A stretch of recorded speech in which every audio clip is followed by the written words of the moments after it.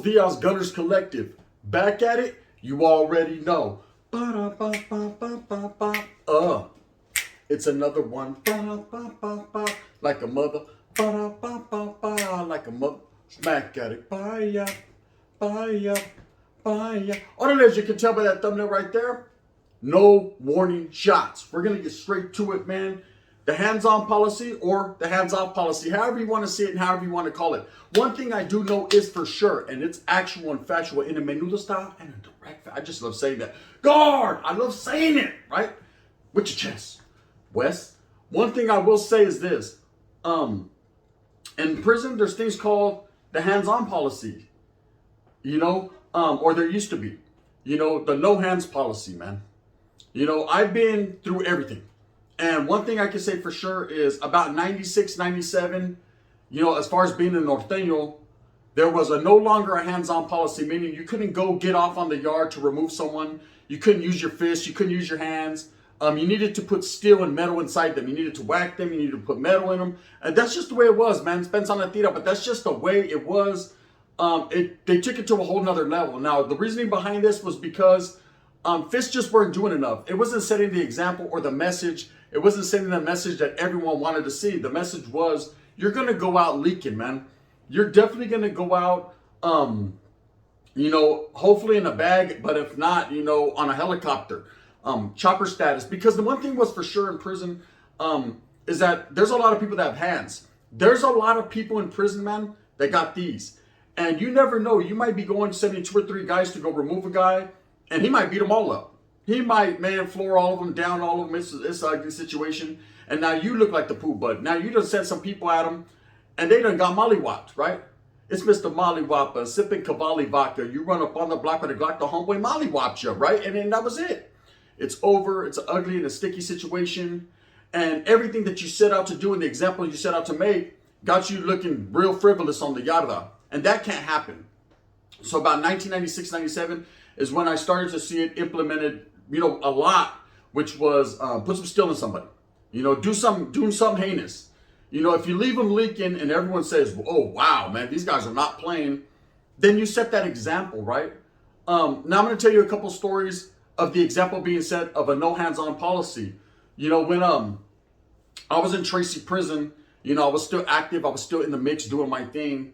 It's a reception. So reception never gets settled down, meaning reception is never, it's a constant turnover. There's people coming in, people leaving, a lot of different counties. By the time you get a roster of what homeboys are there functioning, what homeboys are willing to commit, who are really about the cause, they jam to a main line, and then now you have to start all over. And then you're leaving and positions are being replaced. And it's just a constant, it's like a big mix up, man. No one could ever really settle it down unless they got someone that's there that sits there for 3-4 months. Luckily, then he can kind of get it together. But a reception is like that, especially up north. You have so many people coming in and out. Violations, you got violators, you got people that are looking at all day. It's just so much going on. It's hard to keep track of who's who and what's what. Now, one thing I do know for sure is I'm there at this particular time, and I'm in a position that, I not have authority, man, but I'm overseeing a few people, and so I'm privileged to a little bit more information than a lot of people are privileged to, right? Which I felt made me bigger and badder than everyone else. I ain't gonna lie, I thought I was bad. You get drunk with power, that's part of the game. Everyone does just a little bit. It's how you handle it. It's as a man, how you apply pressure and how you take pressure, right? So it was what it was, man. I pretty much knew to get down the game. I was educated enough to understand I wasn't that one, but at the same time, man, at least my voice was heard and felt. It's always been like that since I was a little kid, man. I always put myself on Front Street, or I always put myself in a position that at least I had a voice, an opinion in the matter, I like to be at the table and speak my piece. Now, so we're there, and what happens is when you have constant flux in a situation in the program and you have constant people coming and going, there's going to be a lot of basura or trash or people that are considered no good, that got bad charges or they told on someone or whatever the case may be, that try to wiggle through. Now, sometimes they're able to. Sometimes by the time you get to know who they are and you find out what's going on with them, or someone comes in and produces paperwork, they done already wiggled. They done already got on down the yellow brick road, follow the yellow brick road, follow guard. They made it, right? Oh, Paru, they made it, right? They got on. And there's nothing you can do about it. And you just have to chalk that one up to the game, man, and keep on moving, don't stop. No, order this, soul to soul. You have to get your soul to soul on, because at the end of the day, it's all about what's in front of you and not what's behind you, man. Whatever's coming is coming. Listen, you can't prevent that. So, but stay aware. Oh, yes, stay aware, right? So, you definitely got to keep your mind going, and there's so much going on around you. Now, at this particular time, I was in a position where, there was a lot on my plate. Meaning, if someone came in with bad charges and we caught it, he's got to go. He's definitely got to go. So I remember there was a vato that came in, and he was from the Stockton area. Shout out to Stockton, real talk, man, real ones out of Stockton, gangsters. But he just happened to be from the Stockton area, and there's a little smut on his name, man. There was paperwork floating around talking about he done told on a few people concerning a burglary or whatever his controlling case was. I seen the paperwork, seen that he told, didn't read in depth, man, just was like, okay, that's enough. That's all I got to see.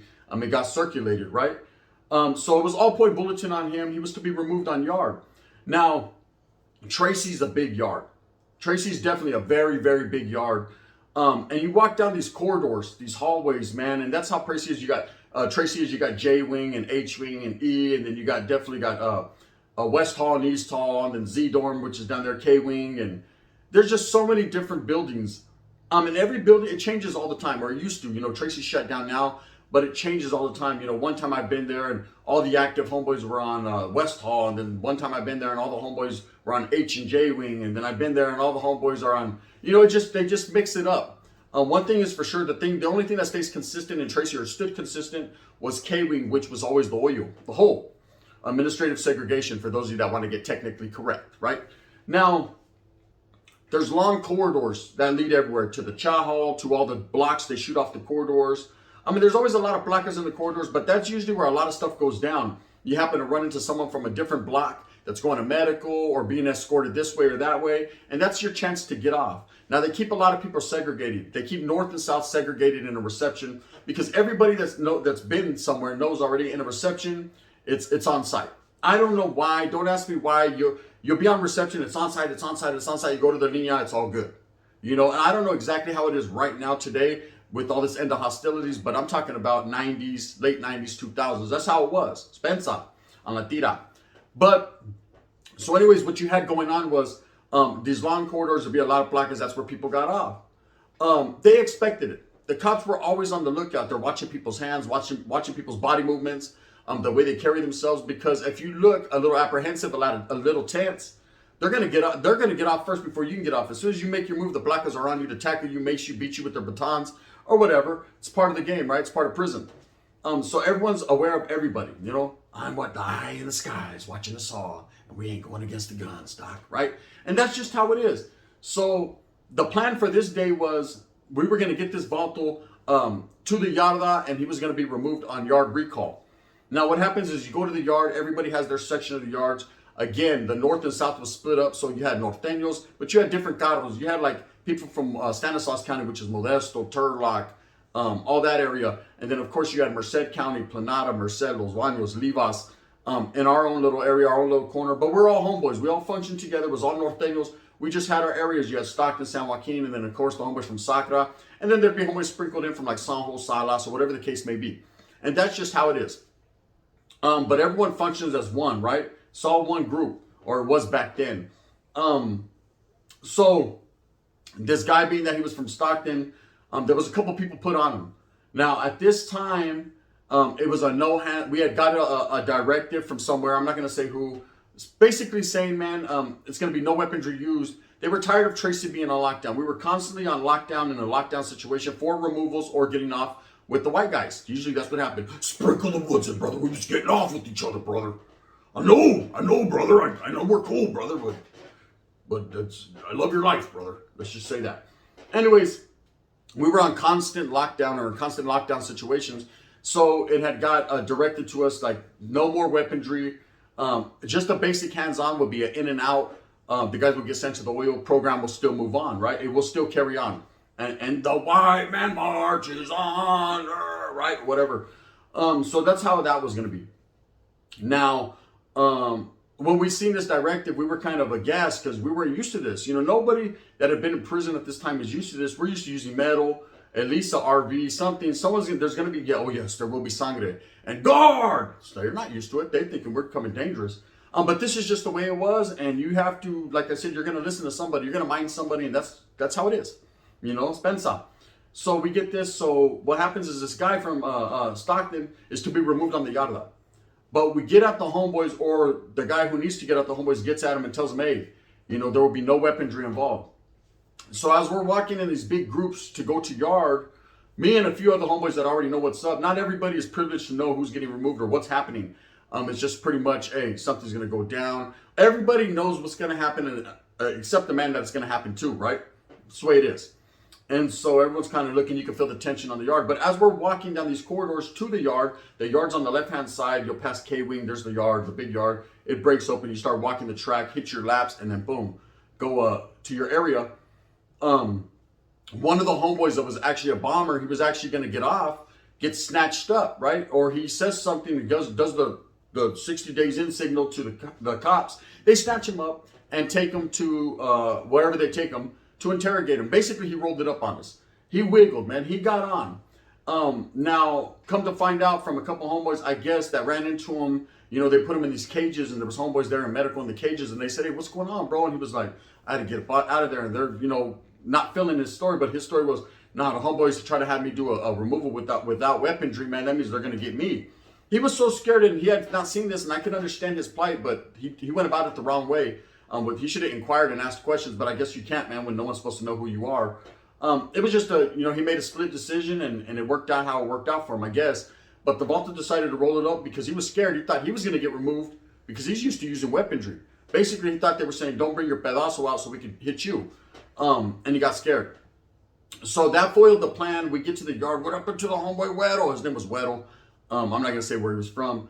But that was that, right? It was like, damn, okay, we're not going to do this now. We could have easily put something into action, but it was just like too fast. It happened too quick. It's like, all right, tomorrow's another day. The next yard, we'll get them, right? Sure enough, it's next yard. And we're walking down. And I think I've told this story before, but I'm just elaborating on it because it goes into the no hands policy, right? He's walking down the tier. This guy that we're going to remove is walking down the corridor. And as he comes out into the yard, there's K-Wing right there. He starts communicating with people on K-Wing, right? And in fact, Spencer, the guy was not from Stockton, he was from Tracy. It's Spencer Latira. So he starts talking to somebody there, and the cops snatch him up, send him back to the building. Well, needless to say, quiet as it's kept, Valtos ended up going up into the building and removing him, right? He got smashed. I'm not going to go into the elaborate details of how it was set up and how we made it happen, but it happened, right? And it was an ugly situation. And oh, yes, there was blood, right? It was bad. It was bad. Guard! It was bad, huh? You weren't even there. I think you were working at Chino. Stop it. It was bad, though. Now, that was the one and only time that I had ever seen after 1996-97 not to use weaponry, right? And that guy got pretty lucky, but I mean, they popped his damn eye out of his head, so I mean, he wasn't that lucky. I mean, they made it happen with just these. But one thing I can say is for sure is any other yard I've ever been in, every group, man, it's a kind of a no hands policy. Now you will see, like the brothers, the blacks, man, you will see them get into fist fights. They will handle their business, man, one-on-one. That's the way that their group gets down. And more power to them, man. That's the righteous way, what a righteous man does, man. If you got to see someone, right? There are fights, man, in the cells that I know happen. It's frowned upon, depending upon your group. It's not looked at as a righteous thing to do, but it does happen. If you're selling farts and you smell it, it's like, hey, Holmes, hey, what, John? So last night, right, I was dreaming. Hey, I was having a good dream. I was dreaming that I was at home. I was going to meet my mom. I was eating tortillas, and I was watching Winnie the Pooh. Homie, it was all good, right? My life was lovely. I was living my best life, and then all of a sudden, I smelled like straight cagada, and I thought, and in my dream, I threatened my old lady, are you taking her shit? But really, when I woke up, it was you, right? And now I'm back. And so me and you're going to have to do something, right? We're going to have to do these, right? Because I feel disrespected. You ruined my life. Now, shit takes place. Things happen. And that's understandable. That's part of the life. What doesn't and what isn't supposed to happen is, unless it's a movida you're supposed to make, you're not supposed to use weaponry on your celly. You're not even supposed to really fight your celly, man. You guys are not supposed to put hands on each other because you're homeboys. And if it's very frowned upon, if it's found out, man, you will be DP'd or regulated or however they want to say it. You get an essay to write. Now, every yard I've been in when it comes to like the whites and the Mexicans, the North and South, Bulldogs even. It's all weaponry, man. It's all weaponry. And that's for the reasons that I said, man. It's to make an example. It's for no other reason than to make an example. If this guy's got to go, this guy's got to go. I've seen things where guys try to roll it up, and Vatos will get off right there in front of the placas, right there, because Vato will be like, there's no way for him to escape. He's in the oil, he's with the celly, they're going to the showers, and all of a sudden he's like, I gotta go, and he tries to take off running to the door. And I've seen Vatos just run and get off on him, do the flying pigeon kick. I've seen all kinds of stuff, you know what I mean? I've seen this, Vatos try to go to medical, and they're trying to signal the nurse, and Vatos take off on them. It is what it is. I mean, if you have to use your hands in certain situations, you have to get off where you're mad at. That's understandable. But for the most part in prison, just like there's no one-on-ones in certain groups, there's going to be weaponry used. And that's just because, that's the way it is. When you fight in prison, you're not fighting just to fight. You're not fighting to show you're the big bad wolf and that you have hands and you can handle it. You're fighting to the death. This is gladiator school. He goes or you go. Someone needs to go though. And that's just the way it is. When it gets to the element of violence, when it gets to the element of you have to go that route, because if that can be avoided, that's a great thing. It's going to go down. And just like the cops have a policy, as you see on the thumbnail, no warning shots. There's no warning shots with convicts either. You're going up there, you're trying to hit them, right? There's no warning shots, man. You're trying to give them that business. And the only way to really actually give them the business is to put some steel or some metal on them. And that's facts. Anyone that's been in prison that'll sit here and bullshit you and lie to you and put tapatio on it or added preservatives, talking about, I booked 10, 15 people and I did this and did that, maybe over a span of 30 or 40 years. But if you've only did 10, even 15 years, man, and you booked 15, 20 people, then you must be the only guy in prison in history that gets away with everything. Because usually you could get maybe 1, 2, 3 pegadas under your belt before you're caught up. That's the way the cookie crumbles. That's the situation, man. So all the people that lie and put too much on it and like, oh, I was just booking people left and right and handling my business, that's not the case, man. It's a very big deal. When someone gets hit, it's big. It's big. Now, anyone could do it? No. Can anyone be told to do it? Yes. You got to handle your business as a man. There comes a time in life where you have to make that choice, man. Are you going to step up or be stepped on? So you step to it. And that's it. I've been put in situations where I had to do pegadas. I've been put in situations where, I questioned my ability to do them because I knew that if caught, and if it went the wrong way, if this about to bled out or something happened, I hit him in the right spot where I'm intending to hit him, I'm going to do life in prison. I'm going to do all day in the shoe. I'm going to get validated. It's going to be an ugly situation. Of course, man, thank God, right, it didn't go that route. Thank God that it never got to that point. But I have been involved in a lot of pegadas, and not a lot. I'd say my fair share, my amount, what I was supposed to do. In prison, it's frowned upon to think that you're above anyone else or to think that you don't have to do something that you have to do. Just do your thing, right? But I wanted to talk about no hands policy. The video. It's like this. If you go out in the yard and you take flight with hands, the placas are going to blast you. They're going to give you the business. They don't know how to justify or how to see. They think you have a pedazo at all times. That's the name of the game in prison, especially in California. They think you have one of them tangs on you. You got a blower, you got a burner. You're handling your business, a hitter.